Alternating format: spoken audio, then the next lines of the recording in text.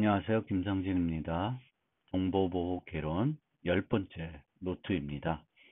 이 노트에서는 실제 현장에서 사용이 되고 있는 키 확립 프로토콜들을 살펴보고자 합니다. 살펴볼 키 확립 프로토콜은 크게 웹 보안에서 사용되고 있는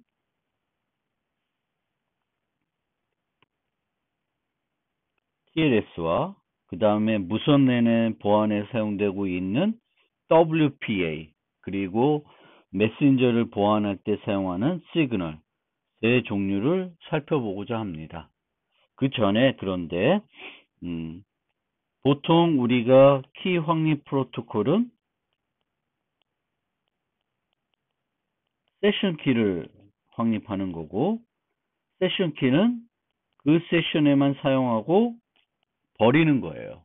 그런데 세션 키를 확립한 다음에 버리지 않고 여러 번 사용하게 하거나, 세션 키를 확립할 때 하나만 확립하는 게 아니라 여러 개를 동시에 확립하는 그런 방법들도 제한이 됐는데, 그것을 먼저 조금 살펴보고자 합니다. 그것이 티켓 방식, 다중 벡터 방식입니다. 방금 말씀드렸듯이 이 키 확립 프로토콜은 보통 하나의 세션에서 사용되기 위한 세션 키를 확립하는 것이 목적입니다. 세션 키는 그 세션만 사용하고 버리는 거예요. 따라서 장기간 키와 달리 별도 키 관리를 할 것은 없습니다. 메모리에서 사용하다 삭제를 하면 끝납니다. 장기간 그 세션 키를 보호하기 위해서 비휘발성 메모리에 유지해야 될 필요는 없습니다. 그런데 필요할 때마다 매번 키 확립 프로토콜 수행하는 것이 효율성 측면에서 부담이 되는 환경이 있을 수 있습니다. 그래서 이런 환경에 대한 이런 부담들을 극복하고자 제한된 방식이 두 종류가 있는데, 하나는 한 번에 확립한 세션 키를 여러 번 사용하는 거예요. 그러니까 한 번만 사용하는 것이 아니라 여러 번 사용하게 하는 방법이 있고, 한 번에 하나의 세션 키를 확립하는 것이 아니라 여러 개를 확립하는 방식도 제한이 됐습니다. 그래서 확립된 세션 키를 여러 번 사용하는 방식이 티켓 방식이고, 한 번에 여러 개를 확립하는 방식이 다중 벡터입니다. 두 방식 모두 세션 키를, 즉 확립한 키를 장기간 유지해야 되는 단점이 있습니다. 키 관리에 대한 부담이 추가적으로 늘고 저장 공간이 더 추가적으로 필요합니다. 다중 벡터의 경우에는 티켓 방식보다는 더 많은 저장 공간이 필요합니다. 티켓 방식 경우에는 하나의 비밀 키를, 세션 키를 여러 세션에 사용하므로 안전성에도 나쁜 영향을 줍니다. 그렇지만 이런 부담되는 환경에서는 티켓 방식의 사용이 사용자의 편리성 등은 증가시킬 개선해 줄 수는 있습니다. 두 방식 모두 대칭키 암호 알고리즘을 사용하는 환경을 위해 제한된 방식들입니다. 공개키를 사용할 때는 티켓 방식이나 다중 벡터를 사용하지 못하는 건 아닌데, 우리가 실제 예로 살펴볼 티켓 방식의 예와 다중 벡터 방식의 예는 모두 그 대칭키 암호 알고리즘만 사용하는 그런 기법들입니다. 티켓 기반 프로토콜은, 티켓 방식은 매 세션마다 세션 키를 새로 확립하는 비용을 줄이기 위해 확립된 세션 키를 일정 기간 사용을 하고, 이 일정 기간 사용을 하기 위해서 만드는 것이 티켓입니다. 티켓을 만들어서 매번 이 티켓을 이용해서 상대방하고 통신을 하게 되겠고, 그 티켓에 포함된 세션 키를 계속 이 티켓이 유효할 동안에 사용하게 됩니다. 그래서 이 티켓 방식은 횟수로 사용 기간을 제한하는 것이 아니라 그 기간을 이용해서 이 티켓이 이 세션 키가 얼마나 오랫동안 사용할지를 결정합니다. 횟수가 아니라 기간을 이용한다. 그래서 이 만들어지는 티켓 내부에는 세션 키가 들어가게 되겠고, 세션 키의 용도, 즉 이 티켓을 사용할 수 있는 사용자가 누구인지를 포함하게 되겠고, 유효 기간이 포함됩니다. 물론 이 티켓은 특정 대상과 연결이 되는 거예요. 그것은 여기에 있는 용도하고는 다릅니다. 그래서 이 티켓은 뭐 동물원에 가서 쓸 수 있는 거다. 이 티켓은 뭐 극장에 쓸 수 있는 거다. 이런 식으로 이제 상대방에 따라서 티켓을 다르게 만들어야 되는데, 그 티켓은 이 극장에 갈 때 사용되는 티켓과 또 동물원, 뭐 이런 놀이공원 갈 때 사용하는 티켓에 다 김상진이라는 사용자 아이디가 들어가 있을 수 있습니다. 티켓 방식에 참여자를 분류하면 티켓을 발급하는 참여자가 있고, 티켓을 발급받는 사용자가 있고, 제시된 티켓을 검증하여 서비스를 제공하는 참여자가 있습니다.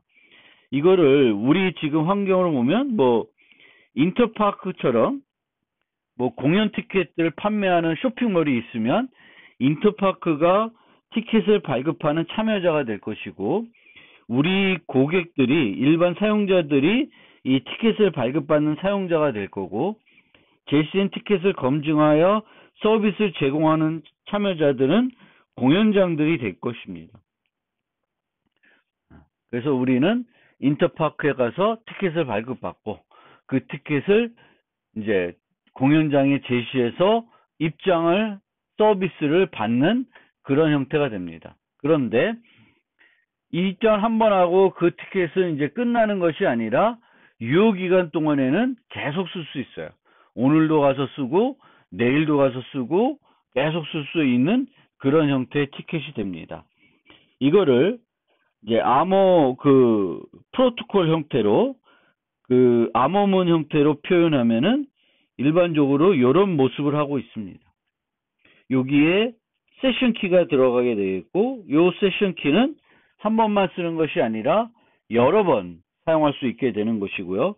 이 티켓을 사용할 수 있는 사용자는 A가 되는 거예요. 이 티켓을 사용하게 되면 B는 이 티켓의 사용자를 A로 인식하게 됩니다. 그리고 이제 유효 기간이 이렇게 두 가지 정보로 나타나게 됩니다. TS 그리고 L, 시작 시간 그리고 수명, 이렇게 됩니다. 그럼 오늘이 시작 시간이고 24시간, 그러면은 24시간 동안 하루 동안에는 계속 이 티켓을 이용해서 B랑 통신을 할 수 있습니다. 그리고 그 통신할 때마다 매번 KAB, 동일한 세션 키를 사용하게 됩니다. 따라서 이 티켓을 A가 사용할 때는 A는 이 티켓을 사용할 수 있는 사용자임을 증명을 해야 되고, 그 증명은 어떻게 해야 되냐면은 KAB를 알고 있다는 것을 보여서 증명을 하게 됩니다. 그러면 이 B는 상대방을, 이 티켓을 받아서 그 상대방이 난 이 티켓의 주인입니다 라고 증명하게 되면 그 주인을 A로 인식하게 되는 겁니다. 이 티켓은 A만 쓸 수 있다고 되어 있기 때문에 KAB를 알고 있는 건 A만 알고 있다고, B는 이 티켓을 신뢰한다 그러면 그렇게 신뢰를 하고 사용하게 되는 것입니다. 자, 그러면 티켓 방식의 실제 예로 커버로스라는 시스템을 소개하겠습니다. 커버로스는 MIT에서 개발이 됐고 인터넷 표준으로 채택이 되어 있는 인증 시스템입니다. 텔넷, FTP, 팝과 같이 유닉스 서버나 리눅스 서버 등 이런 서버들에서 이런 네트워크 서비스들을 제공할 수 있는데, 일반적으로는 이들이 보호하지 않은 그냥 일반 프로토콜이기 때문에 이 사용자를 인증하기 위해서 계정명과 패스워드를 사용하는데, 이들 계정명과 패스워드를 그대로 평문 형태로 상대방에게 전달합니다. TLS도 사용하지 않고 전달하는 게 어떤 기본 방식이에요. 그런데 그런 기본 방식을 사용하게 되면 계정명과 패스워드가 쉽게 패킷 분석을 통해 노출이 되는 문제가 있습니다. 이 노출이 되는 문제를 극복하기 위해서 제안된 것이 바로 커버로스 시스템입니다. 오늘날에는 커버로스를 별로 안 쓰고 TLS를 사용한다든가, 아니면 별도 텔넷 같은 경우에는 시큐어 셀이라고 하는 프로토콜을 쓴다든가, 다른 방법으로 더 많은 커버로스 대신에 다른 어떤 방법을 많이 쓰는데, 초창기에는 커버로스가 상당히 많이 사용이 됐었습니다. 그리고 이 커버로스 시스템은 리덤 슈루더가 제안된 허점이 있는 키 확립 프로토콜 소개에서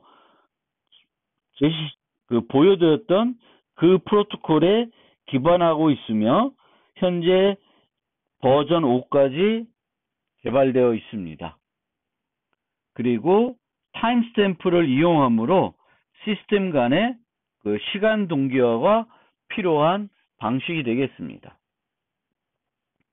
커버로스는 아까 말씀드렸을 때는 티켓을 발급하는 서버, 그리고 서비스를 제공하는 서버, 그리고 일반 사용자, 클라이언트, 이렇게 세 개의 참여자가 필요한데요. 보통 이런 티켓 방식을 사용되는 그런 환경에서는 커버로스는 티켓 승인 서버라고 하는 것을 하나 더 두고 있습니다. 그래서 인증 서버라는 것이 있고 티켓 승인 서버라는 것이 있습니다. 그러니까 티켓 발급 서버가 이렇게 두 종류로 나눠지고 있는 거예요. 그래서 사용자는 먼저 인증 서버에 접속을 해서 티켓 승인 서버와 사용할 수 있는 티켓을 발급받게 됩니다. 그 다음에는 이 티켓 승인 서버와 접속을 해서, 이 티켓에 접속을 해서 응용 서버와 필요한 티켓을 발급받게 됩니다. 티켓을 발급받으면 이제 응용 서버하고 각종 서비스 를 우리가 사용할 수 있게 되는 거예요. 그래서 이 응용 서버는 텔넷 서버, FTP 서버, 팝 서버, 이런 특정 컴퓨터 기기에서 제공하는 서비스 서버를 얘기합니다. 웹 서버도 될 수 있는데, 웹 서버는 커버로스로 별로 이용을 하지 않고요. 우리가 웹 서버를 접속할 때는 패스워드 로그인 없이 그냥 접속할 수도 있죠. 그렇죠? 그러니까 그럴 때는 이런 커버로스가 꼭 필요하지는 않을 수 있습니다.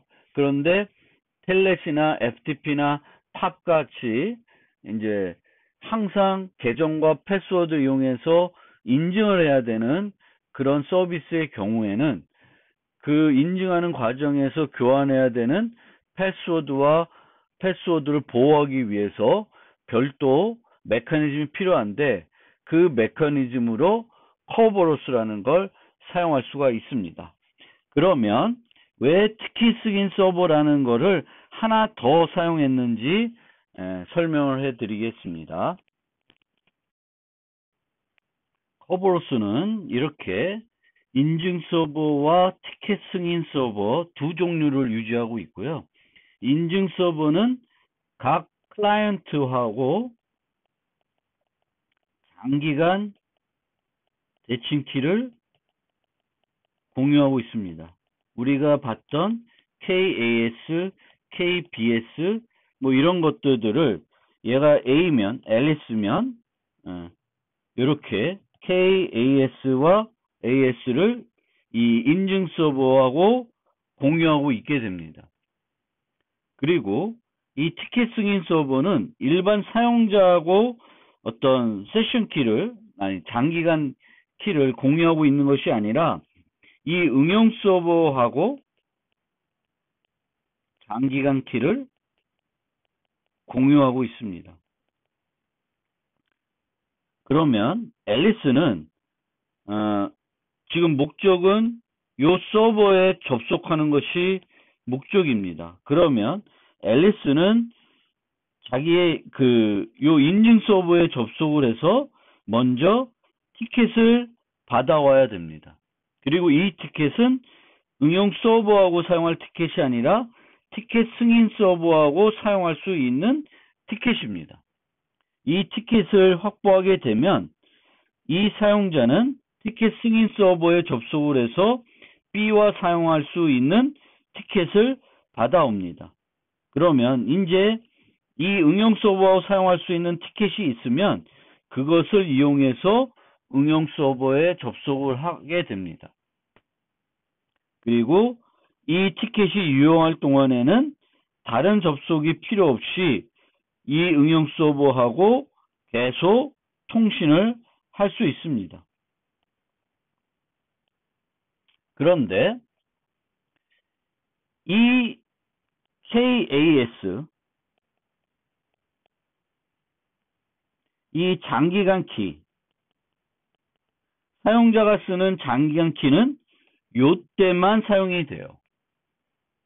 사용자를 인증하기 위해서 요 인증 서버를 접속할 때만 사용이 됩니다. 이 접속이 끝나면 사용자는 KAS를 쓰는 것이 아니라 티켓에 포함된 세션 키들을 사용하게 됩니다. 즉, 유저는 서버하고 요 티켓 승인 서버하고 접속할 때도 또 응용 서버하고 접속할 때도 장기간 키는 사용하지 않습니다. 뭐 일회용 키는 아니지만 일정 기간 사용되는 키이지만 금방 이제 버릴 그런 키들을 이용해서 인증을 하고 사용을 하게 됩니다. 그래서 이 티켓 승인 서버라는 것을 도입함으로써 사용자가 이 장기간 키의 사용 횟수를 많이 줄이는 거예요. 만약에 얘가 없고 얘가 응용 서버의 티켓을 바로 발급해 준다 그러면 응용 서버하고 여러 개의 응용 서버들하고 접속할 때마다 KAS를 반복적으로 써야 됩니다. 그런데 내가 여러 서버들, 다른 서버들하고 접속해서 서비스를 사용하더라도 나는 한 번만 요 티켓을 받아오고 그 다음부터는 요 티켓 승인 서버로부터 받아와서 처리를 할 수 있습니다. KAS를 사용하지 않고도 이런 응용 서버에 접속할 때 사용할 티켓들을 받아올 수 있습니다. 그리고 이렇게 하는 것을 어떤 의미에서는 SSO라고 합니다. 싱글 사인온은 내가 한 번만 인증을 하고 나서 그 다음부터는 추가적인 인증 없이 자동으로 다른 시스템에 접속할 수 있도록 해주는 거예요. 그러니까 내가 학교에서 로그인을 한번 하면 그 로그인 상태를 기억하고 있기 때문에 내가 다시 그 학교 이메일을 접속하든 또 학교에 있는 다른 어떤 서비스에 접속하든 추가적인 패스워드 입력하지 않고 쓸 수 있습니다. 그런 식으로 이 경우에도 KAS를 최초로 사용할 때는 이 사용자가 패스워드를 입력해야 되겠지만 그 패스워드를 입력해서 KAS를 예를 들면 메모리에 로드한 상태가 되면 그때부터는 사용자가 패스워드를 입력하지 않고 어떤 나는 이제 요번에는 이메일 접속하고 싶어. 또 나는 이번에는 텔넷으로 어디 접속하고 싶어. 라고만 하면 저절로 소프트웨어가 필요한 작업들 처리해서 안전하게 필요한 티켓을 받아오고 또 접속 요청을 해서 접속을 해줄 수가 있습니다. 그런 의미에서 싱글 사인온 서비스를 요걸 도입함으로써 더 이 제공이 가능하게 되는 거죠. 그런 측면에서 이제 이 TGS를 하나 더 커버로서는 도입한 것이다. KS, 장기간 키의 사용자의 장기간 키의 사용을 줄이기 위한 목적이다. 그리고 이걸 줄임으로써 싱글 사인온 같은 방식으로 좀 더 편리하게 서비스를 사용할 수 있도록 해준다. 이렇게 이해하시면 되겠습니다. 실제 커브로스 프로토콜을 보면 우리가 봐왔던 그 키 확립 프로토콜과 크게 차이는 없습니다. 그래서 앨리스는 나 앨리스야, 나 이제 티켓 그랜팅 서버 하고의 티켓이 필요해. 난스를 하나 줍니다. 그러면 서버는 요 티켓을 발급해 줍니다. 여기서 보면 요게 티켓이고요. 요것은 앨리스가 이 티켓을 사용하기 위해 필요한 정보입니다. 그래서 보통 우리가 나 앨리스야, 나 밥하고 통신하고 싶어. 그래서 NA를 주면 이 서버는 요 두 개를 만들어서 주는 거예요. 앨리스가 볼 거, 밥이 볼 거. 근데 이 만든 것을 한 번만 사용하고 끝내는 것이 아니라 여러 번 사용할 수 있도록 해주는 거죠. 그러면 요 티켓을 보면 세션 키가 들어가 있고 A 이름이 들어가 있고 유효 기간이 들어가 있습니다. 그리고 이 정보에는 요 키가 들어가 있고 이 키가 요번에 발급해 준 거라는 걸 알려주기 위해서 난스 값이 들어가 있습니다. 최근성, 키 용도 이런 것들이 들어가서 요렇게 이렇게 그 암호문이 전달됩니다. 그럼 앨리스는 요거를 풀어서 요 정보들을 유지할 수 있고요. 그 다음에 요 티켓을 보관합니다. 앨리스는 이 티켓을 복호할 수 없어요. 그 다음에 이제 앨리스는 이 티켓 그랜팅 서버에 접속해서 B랑 통신하고 싶다라는 것을 이제 B와 사용할 티켓을 요청하기 위해서 티켓을 전달합니다. 그리고 항상 티켓을 전달할 때는 내가 이 티켓을 사용할 수 있는 사용자다라는 것을 보여줘야 돼요. 그걸 어떻게 보여주냐? 요 티켓에 포함된 키를 갖고 있다라는 것을 보이는 거예요. 키 확인을 얘한테 할 수 있게 하는 거죠. 그래서 티켓을 제시하고 난 이 티켓의 주인이다 라는 거고 또 나는 누구랑 통신하고 싶다. 그리고 난스를 하나 보내면은 서버하고 원래 인증 서버와 비슷하게 티켓을 발급해 줍니다. 따라서 티켓 그랜팅 서버는 사용자하고 이 서비스 서버들하고의 키를 공유하고 있어야 되고 인증 서버는 사용자들하고 키를 공유하고 있어야 됩니다. 그러면 다시 사용자는 이제 이런 티켓을 갖고 있으면 요 티켓을 제시하고 여기에 포함된 KAB를 알고 있다는 것을 이런 식으로 증명을 하게 되겠습니다.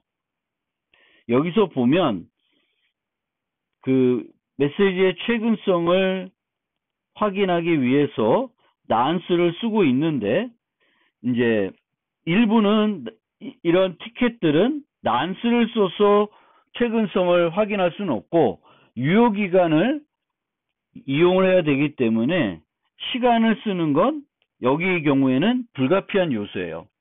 얘가 시간을 기록하고 확인은 TGS가 해야 됩니다. 그래서 이들 간에 다 시간 동기화가 되어 있어야 돼요. 시간이 되게 어긋나 있으면 이번에 발급한 것을 얘가 인정을 못하게 되는 거죠. 시간이 서로 엉뚱하게 되어 있으면. 그리고 여기서 사용된 이런 것들은 이제 일방향으로 이 메시지의 최근성을, 요 암호문의 최근성을 확인해야 되기 때문에 시간을 사용할 수밖에는 없게 되어 있습니다. 그래서 이제 한 방향으로 하나의 단일 메시지로 최근성을 보장해야 되거나 유효기간을 나타내야 되는 것들에 대해서는 시간, 타임스탬프를 사용했고, 그렇지 않고 이제 왔다 갔다 해서 그 최근성을 보장할 수 있는 것들은 이제 커버로스는 난스를 사용하고 있습니다.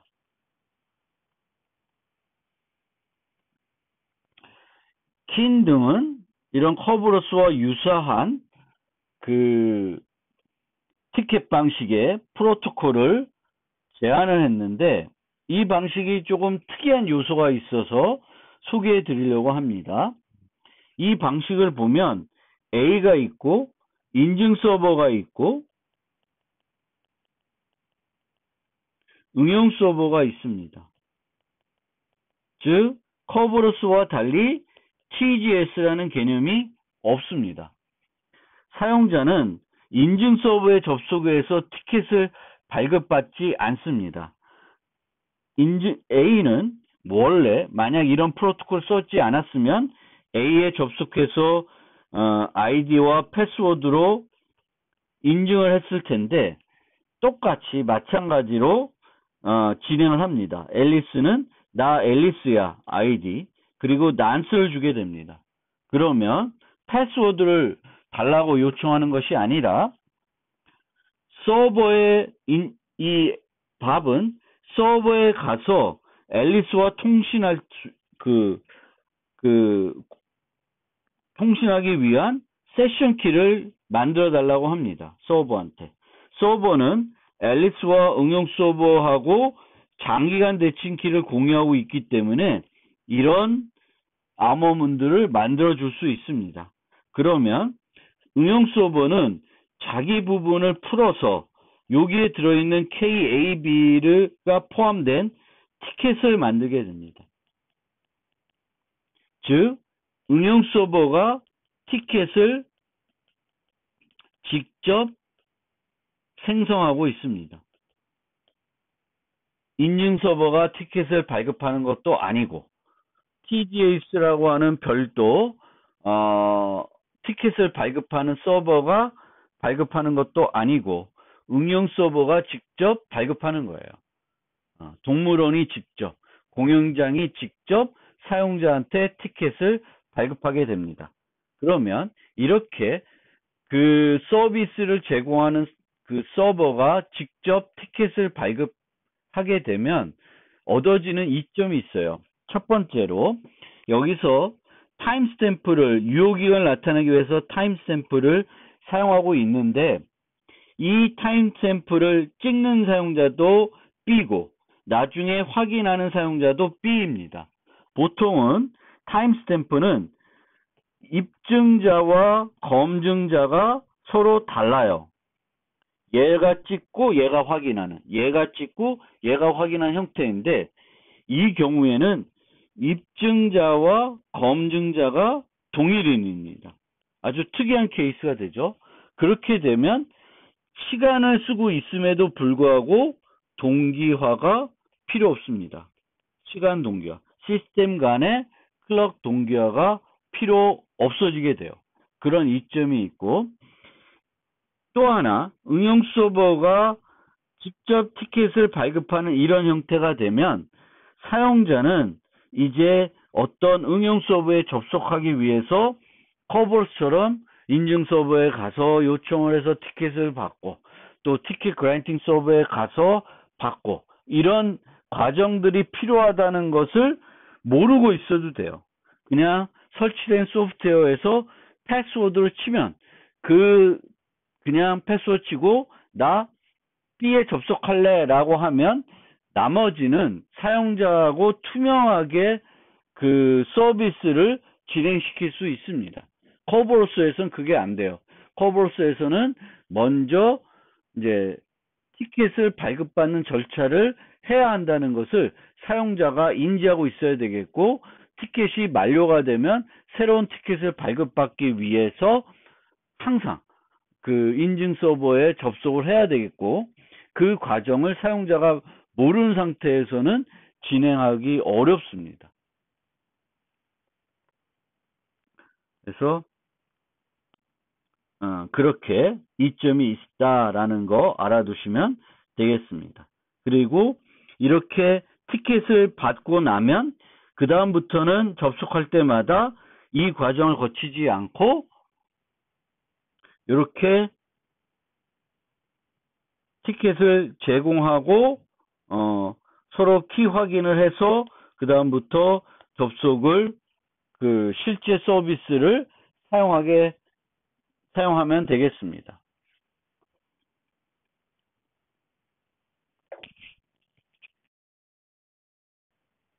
방금까지 설명드렸던 티켓 방식은 한번 확립된 비밀키를 여러 번 사용하는 겁니다.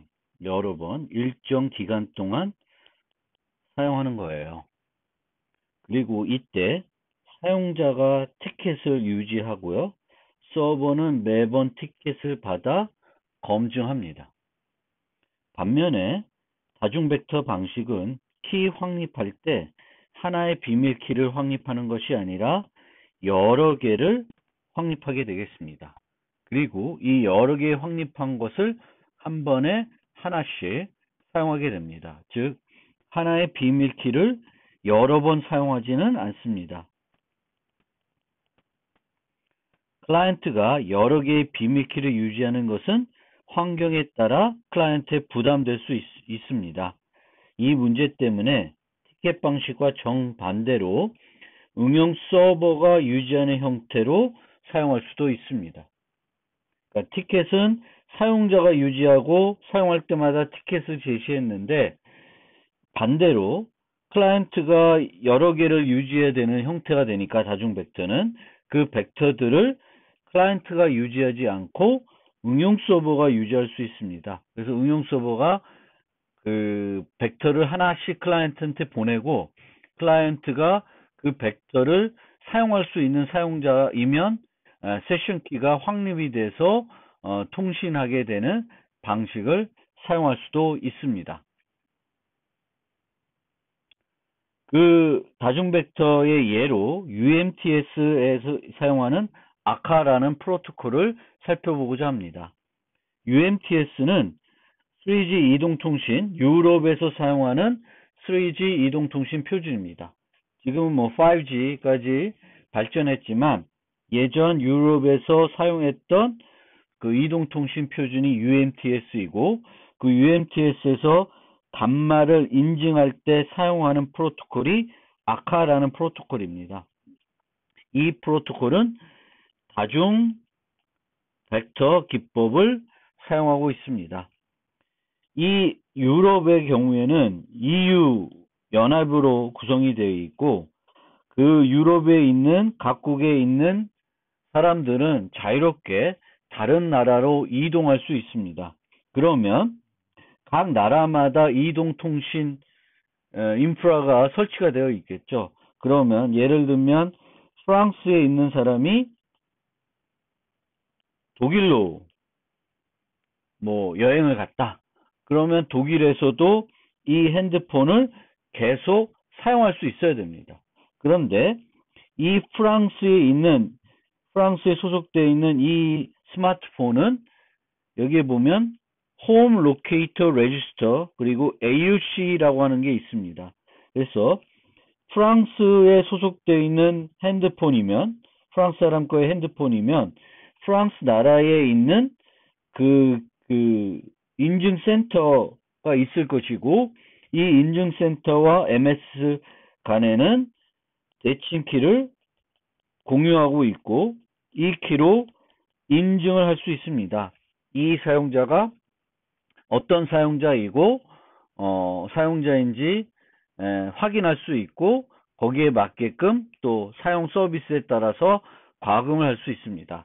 그런데 이 핸드폰을 이제 프랑스 사람이 독일로 가게 되면 독일에도 독일 HRR과 AUC가 있을 텐데 여기에는 이 기기를 인증할 수 있는 정보가 없습니다. 그러면 이 프랑스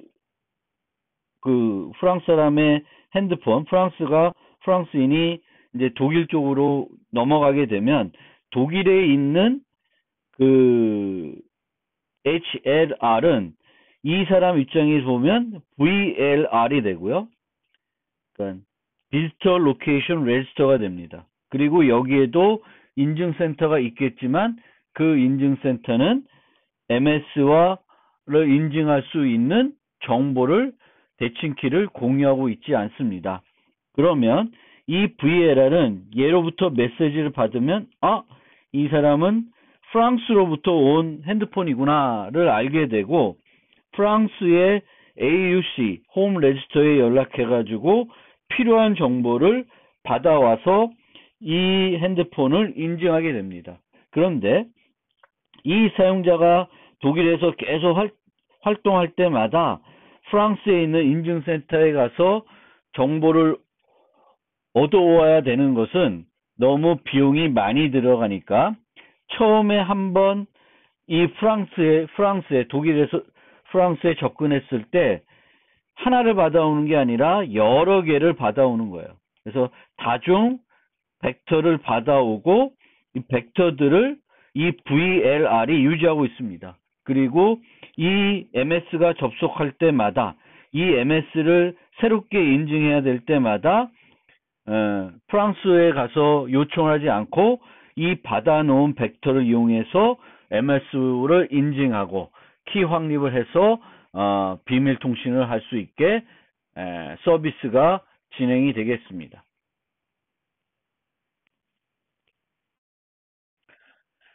아카 프로토콜을 좀 더 구체적으로 살펴보면 MS는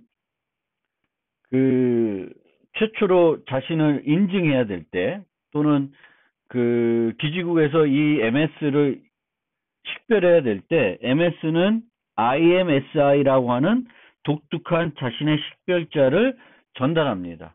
그러면 기지국은 이동통신사를 통해서 이 사용자를 이제 식별하게 되는데 이 IMSI를 보면 자신의 소속된 기기인지 아닌지를 알 수 있습니다.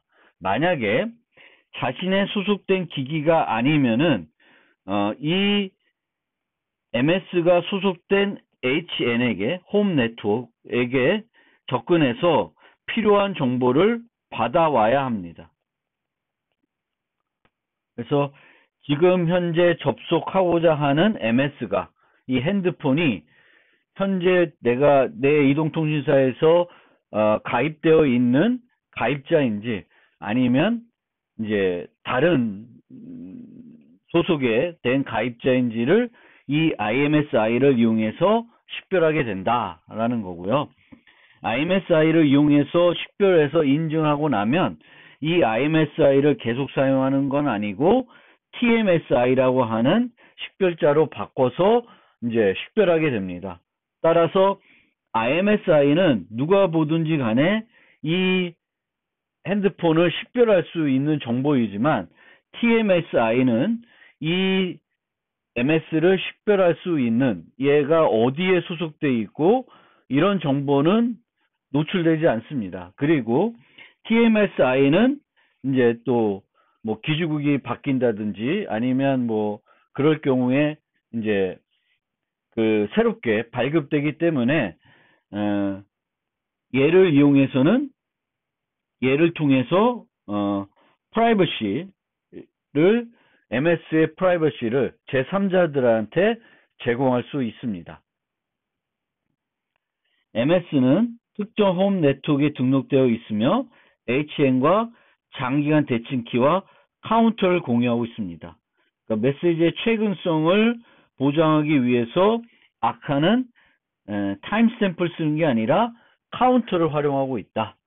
그리고 이 MS는 특정한 HN에 등록되어 있습니다. 아까 설명된 예시처럼 프랑스에서 가입된 핸드폰들은 프랑스에 있는 HN에 등록되어 있고 장기간 대칭키와 카운터를 공유하고 있습니다. 이 기기가 다른 뭐 독일이나 뭐 스위스나 뭐 어디 다른 스페인 뭐 다른 나라에 가게 되면 이 나라에 있는 HN에 가면 이 사용자를 이 MS를 식별할 수 있는 정보가 없습니다. 이게 장기간 대칭키가 없는 거죠. 이럴 경우에는 여기서 이 프랑스에 이 사람의 HN으로 접근해 가지고 벡터를 받아오게 되겠습니다. 서빙 네트워크 또는 포린 네트워크는 MS를 인정할 수 있는 정보를 가지고 있지 않기 때문에 SN은 MS의 HN에 접속해서 MS를 인증할 수 있는 정보를 받아오는데 하나만 받아오는 게 아니라 M개의 벡터를 받아오게 됩니다. 그리고 벡터를 한 번에 하나씩 씁니다. 따라서 M번 이 사용자를 인증하게 되면은 새롭게 다시 홈 네트워크에 가서 벡터들을 받아와야 됩니다. 이 벡터들을 한 번만 사용하도록 제한하고 순서대로 사용하도록 하는 방법으로 이 카운터를 사용하고 있습니다. 그래서 카운터가 15번인 거를 이미 MS가 처리했다 그러면 14번, 13번인 것이 오더라도 이 MS는 사용하지 않게 됩니다.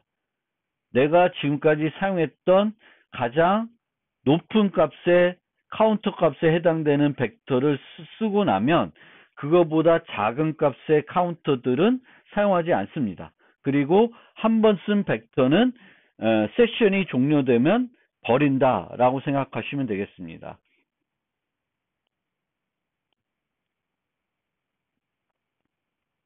그래서 실제 프로토콜은 이런 식으로 진행이 됩니다.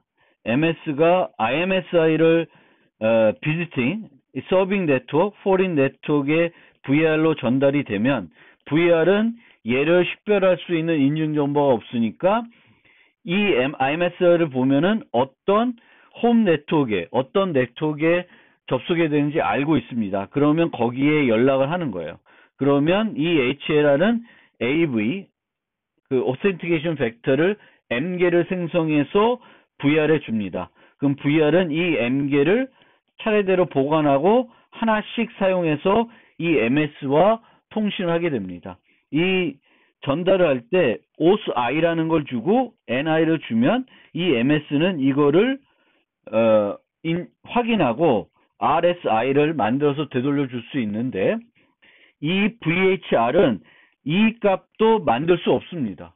따라서 얘가 이 OSI에 대해서 주는 이 RSI 기대되는 응답 값도 같이 얘가 다 줍니다.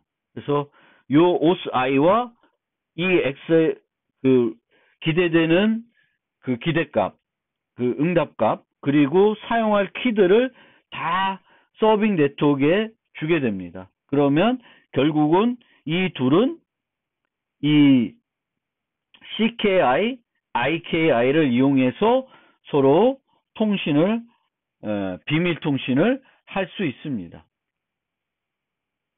이 방식의 문제점은 HN과 SN 사이의 대역폭이 많이 소모됩니다. M개의 벡터를 받아야 되고 SN에 많은 저장 공간이 필요합니다. 하지만 이것들은 이제 통신 회사 서버들이기 때문에 이것이 문제가 되지는 않겠습니다. 근데 만약에 우리가 프로토콜을 만들었는데 얘가 M개를 유지하게끔 만든다. 그러면 이제 핸드폰의 어떤 용량, 기능 이런 것들에 따라서 바람직한 방법이 아닐 수도 있는 거가 되겠습니다.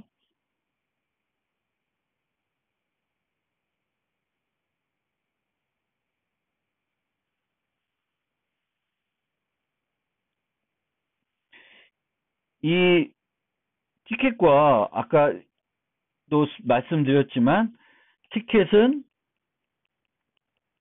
같은 키를 계속 일정 기간 동안 사용합니다.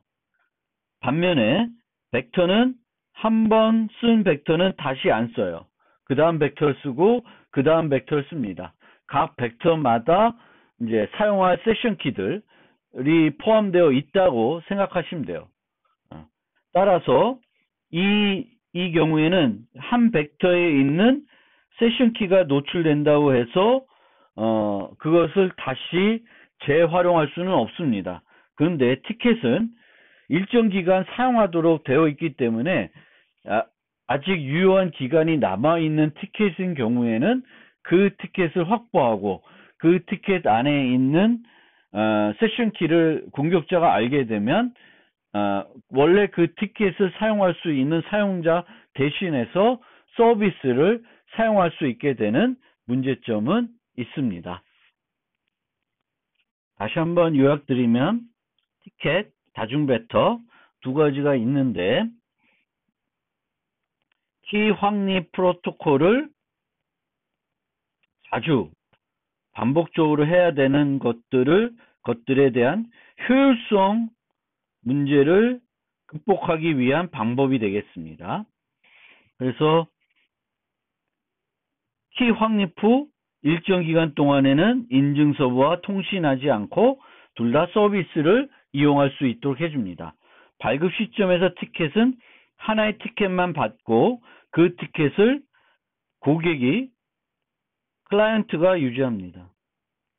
다중 벡터는 발급받을 때 여러 개의 벡터를 발급받고 보통은 클라이언트가 유지하는 게 부담될 수 있어 응용 서버가 유지하는 형태로 하는 경우가 더 많습니다.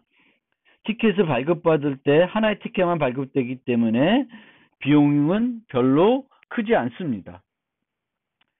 M개를 발급받아야 되기 때문에 상대적으로 다중 벡터는 많이 요구되고요. 저장 공간도 티켓은 별로 없고 상대적으로 많이 요구됩니다. 이 때문에 이제 응용 서버에 유지하는 방식을 많이 사용한다는 거고요. 사용 방법은 유효기간 동안에 계속 동일 티켓을 사용합니다. 따라서 보안적으로는 별로예요. 이 경우에는 각 키는 벡터는 한 번만 사용하지 않습니다. 동일 키를 여러 번 사용하니까 보안이 떨어지고 유효기간 때문에 그것이 노출됐을 때 공격할 수 있는 여지가 생깁니다. 비밀키는 한 번만 사용이 되고 키를 한 번만 사용하도록 제한하는 방법이 필요한데 아까와 같은 경우에는 카운터를 이용한다.